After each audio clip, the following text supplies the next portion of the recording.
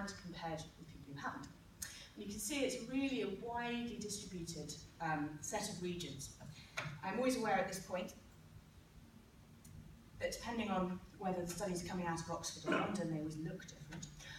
These are just looking at the surface of the brain and just showing which regions are active by pretending it's a surface. We tend to put slices up. It's the same information. But you can see there's some it really is widespread, and particularly here, which are the motor areas of the brain, there really is much more activity after a stroke. And this led to a very sort of simple and very widely held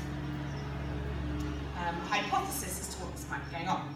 The hypothesis goes that when, before we have a stroke, when we move our right hand, we get activity on this side of the brain.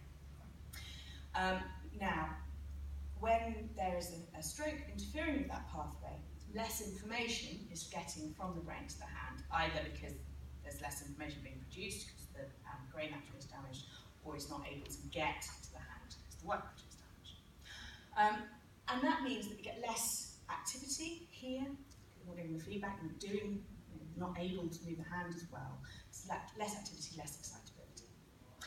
Now, the two sides of the brain, so we get a decrease in activity, straight side. The two sides of the brain are mutually inhibitory. What that means is that when you get increased activity on one side, you get a decrease in the other, and vice versa. And that allows us to move one hand without moving the other. So it's actually very useful. But in this context, it seems to be a problem. Because if you get a decrease in activity here, you get an increase in activity on the other side, as it gets released. In turn, that increase will further decrease activity here and make it even harder for that information to get from here to the hand.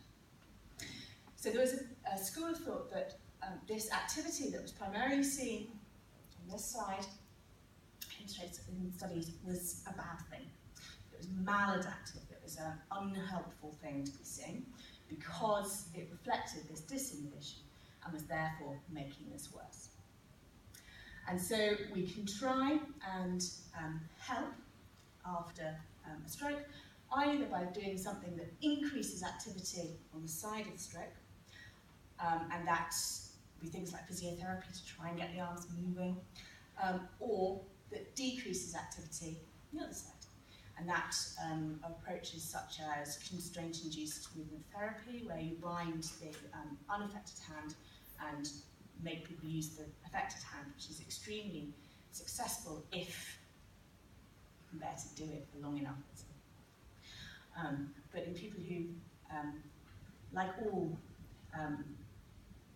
therapy after stroke, it works for some people very well, it doesn't work for others, we don't really